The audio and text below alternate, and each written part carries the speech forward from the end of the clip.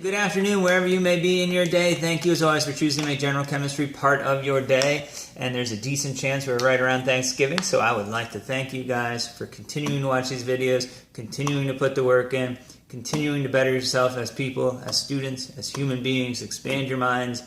And without further ado, half of this is going to be review. Half of this is going to be taking some new knowledge and drilling a little bit deeper on it. But basically, we're going to look at bond types, and we want to label covalent polar versus covalent nonpolar versus ionic. But before we talk about two new kinds of covalent bonds, let's review what we should know already. So, just as a review, covalent bonding. It's electron sharing. It's between two different nonmetals. And it's the electrons, those negative charges between the two, because again, remember Coulombic forces of attraction, it's charge over surface area, or charge over distance spread out. So if we look, the largest charge in the atom is the nucleus. So your largest forces are going to be from the nucleus. So nuclear repulsion is what's going to keep a bond from forming. So to overcome a positive repelling a positive, we need something in between that would attract. That's electrons. So we can stick those electrons in some kind of orbit that's between those nuclei and cement them, glue them, pull them together. That's really what a covalent bond is. They form molecules. They form all different types of molecules, solids, liquids, gases, aqueous. And just as a reminder, water, hydrogen's a nonmetal, oxygen's a nonmetal. That forms a discrete unit we call a molecule that floats around with one oxygen and two hydrogens. Ionic bonding, which we're not really going to do much with here, but I do want to compare and contrast. It's always important. There's a lot of things that are ionic bonding. We're going to know that when we see it because it's going to start with the metal. Remember, chemistry is a happy, positive place. So whatever the first thing is, it's got to be that happy, positive thing. It's the metal. Starts with the metal, followed by a nonmetal. That's going to be ionic, electron transfer, and it's a cation and anion coming together. And there's a large surface, so it's not just one of them coming together, but forming a ordered array, or a crystal, looking something more like this. So sodium chloride is really sodium 12 billion, chloride 12 billion.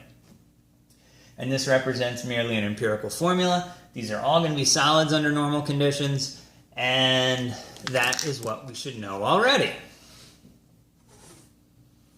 We should also know already that electronegativity is the ability for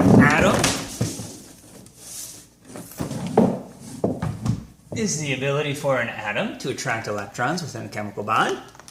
And we use this funny Greek X to represent it. And the largest are in the upper right-hand corner and the smallest are down in the bottom left. So, now let's drill a little bit deeper. So when we start talking about this ability to attract electrons, so let's take the example of oxygen and hydrogen. Oxygen is over here. Hydrogen's in its own weird place. And what I would like to do is relocate hydrogen to where it should be for covalent bonding. Ionic bonding should be far left or far right, depending on whether it's a cation or anion. But for covalent bonding, really I want you to think of it sitting right here before the common era, if you will, in BC times. Hydrogen's ancient. Sits here in the ancient time of the B and the C. No, kidding aside. Do think of hydrogen sitting right over boron and carbon. This is really important. Hydrogen's the most common atom in the universe. Your body is basically a carbon network. This is an important bond that you will see throughout chemistry, throughout biology, everywhere. So it's important that you realize that carbon and hydrogen have about the same electronegativity, and carbon's is just a smidge bigger. Okay. With that being said, hydrogen's here, oxygen's over here, so we've relocated hydrogen. Oxygen's still in the large spot, hydrogen's over here. That means oxygen's going to gather electrons better, it's going to gather negatives, so it's going to have those negatives more often than it should, which is going to build up a little residual, or what we call a partial charge, or a partial negative charge. Hydrogen's losing some of its electron density, which means it's going to lose some negative, which means it's going to gain a little bit of positive. So what is this in water? Maybe it's like 0.2, right? Like maybe this is positive 0.2, maybe this is minus 0.2. A little bit of a charge, maybe it's 0.01. But regardless, it's going to have the electrons a little bit more of the time. If you want to think about this mathematically, say oxygen has the electrons 60% of the time, hydrogen has the electrons 40% of the time. Hydrogen donates 1 electron, oxygen donates 1 electron to the bond. But if we take those 2 electrons times 60% of the time, we get the equivalent of 1.2 electrons. If we do the same thing for hydrogen, we get the equivalent of 0.8 electrons. So you can see where that kind of charge idea comes in. So that's what's happening behind the scenes. I really don't care about the numbers, but I did want to explain what I mean by that. You have it a little bit more, so you build up some negative, you lose it, you build positive. So the general idea is over here is going to be your partial negatives, and over here will be your partial positives. I'm just going to make the dipole sign on there. Okay, so oxygen is going to win the battle. It's going to win electrons, so it's going to pick up a partial charge, and our symbol for partial charge is the lowercase Greek delta, which looks like that if it's drawn well. So I have that, and then with a negative, and then I have the little Greek partial charge over here with a positive, and that shows that. So that's one way of representing this different electron sharing. A second way of showing this different electron sharing is with literally a dipole arrow. Dipole meaning two poles, a positive and a negative. And I like this symbol a lot, and I've tried to do it color-coded down here, where you can see you literally have a positive in the symbol, and you literally have a negative in the symbol. And the positive is just coming across and creating the negative with an arrow. So I like that. It also shows the way the electrons are flowing. The electrons are flowing away from the positive and to the negative. So for a lot of reasons, I like this symbol. Okay, so remember, hydrogen's just a smidge less than carbon. And let's get into this difference in electronegativity. So what we want to do is, in any bond, look at the difference in electronegativity. If the difference is ginormous, we call it ionic, and we just transfer the electron over. So that's going to be, S-block metals, transition metals, those things with nonmetals. Now, where it gets a little bit cloudy is, sometimes they share really well, and we can mostly ignore it.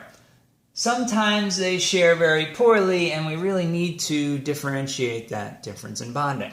So what do? If the sharing is, and I have this on the next slide, but if the sharing is pretty equal, if the electronegativity is small, the difference in electronegativity between the two atoms in the bond is small, we call that nonpolar.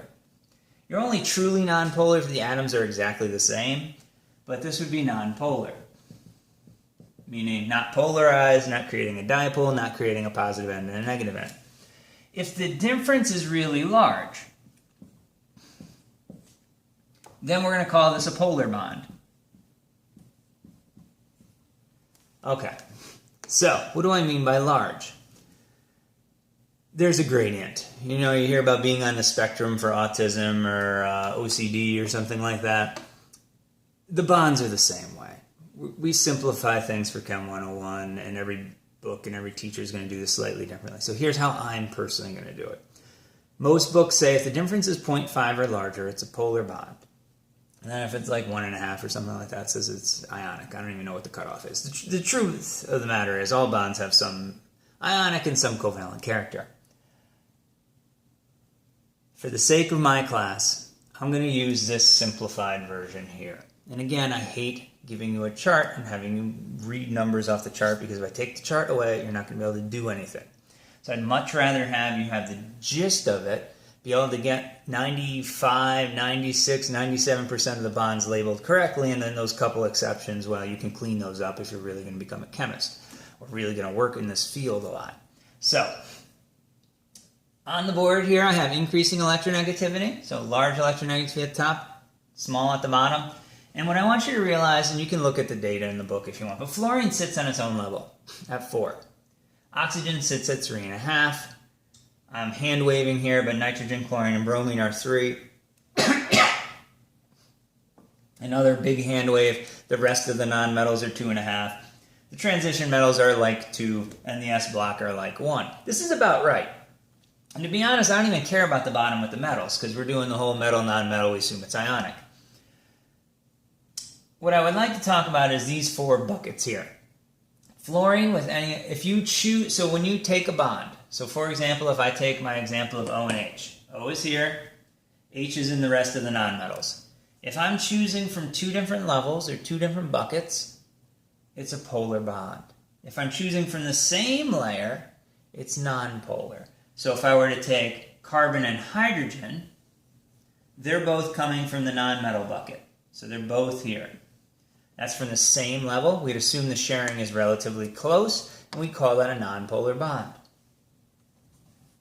Okay, so a little bit of practice. Label the following as polar covalent bonds, nonpolar covalent bonds, ionic bonds, And again, just as a reminder, polar bond is going to be a large difference in electronegativity between the two atoms in the bond. A small electronegativity difference is going to result in nonpolar, although only identical atoms would be truly nonpolar. And then ionic is going to be a metal and a nonmetal. We just look at the periodic table, see if it's on the left-hand side, it's a metal. Okay, all that being said, let's do some of this. So, again, I hope you have a periodic table in front of you. I don't, which is unfortunate. I mean, I know where these atoms are, but as far as holding up to show you. We find boron, and we find fluorine. They're both nonmetals, so I know it's covalent. So again, that's the first thing to do. Nonmetal, nonmetal, nonmetal, nonmetal, nonmetal, nonmetal. Calcium is a metal. Good. Ionic. Nonmetal, nonmetal, nonmetal, nonmetal, nonmetal, nonmetal, nonmetal, nonmetal. So that's the easy part. Just see if there's any metals. If it's a metal, it's ionic, we're done with that. The rest of these are going to be covalent, which only answers half the question. It does answer what we did earlier in the semester, but of course we got to build on that. And the question is, relatively equal sharing or not? So this gets into my bucket idea. Fluorine is in its own bucket. Boron is in the rest of the nonmetals. So that's going to be two different levels. That's going to be polar. Carbon and hydrogen, even if I don't remember hydrogen sits in the BC area back in time, it's not in my bucket. It's not in the Fab 5, if you will. It's not, and again, if you're looking where these 5 are on the periodic table, I probably should have pointed this out, forms a nice little arrowhead. It's cleaning out the upper right-hand corner. So if you're not in that outer edge, you're not going to form polar bonds for the most part. So, carbon and hydrogen are not in the upper right-hand corner. They're not on my list. They go in the rest of the bucket. This is going to be nonpolar. Nitrogen and fluorine. Ooh, those are both big boys, but they're in different buckets, so that's going to be polar. Calcium and chlorine, we already did that. Boron and hydrogen, again, that's going to be in the rest of the nonmetals. That's nonpolar. Nitrogen, iodine, there's nitrogen. Iodine's not in my list, so this is going to be polar. Oxygen and oxygen, ooh, they're both on my list, but again, oxygen and oxygen, they're both in the same bucket. So that's going to be nonpolar and truly nonpolar. And oxygen and carbon, oxygen's here, carbon's in my rest of the nonmetal. That's two different buckets. That's going to be a polar bond. And let me just quickly label these as positive and negative ends. And you should be able to do this for all the covalents, except for when they're the same. So if we look at boron and hydrogen, we have to think about our periodic trend. And we have to remember what I said about where to stick hydrogen. So hydrogen is going to be closer to the upper right. So that's going to be the negative end, and this would be the positive end. Or you could draw it this way if you would like. Nitrogen beats iodine down here. It's closer to the upper right-hand corner. It's on my list, so that's going to be the negative end. Iodine's the positive, and you would draw the dipole like this. Oxygen and oxygen are the same, so this doesn't apply. Oxygen and carbon. Oxygen beats carbon. Closer to the upper right-hand corner, so that's the negative end. This is an ionic bond, so it doesn't apply, although I suppose this is positive and negative. We're looking at the charges. Nitrogen and fluorine. Fluorine always wins. So that's going to be that way. And then again, emphasizing this carbon-hydrogen bond. This will come back in organic chemistry in 301, 302 quite a bit. So I do like to put it in here. Carbon's a little bit further over. So again, I want you to think of hydrogen sliding in right between boron and carbon. So this is actually going to have just a smidge of charge. Not a lot, just a smidge. Does matter though. On that hydrogen, and lastly, fluorine always wins. And there it is. So hopefully this is what I want you to be able to do. Label the 3 different types of bonds. Label the dipole in either manner with the partials or the dipole. Hope you're doing well. And thank you for being fantabulous. And have an awesome day.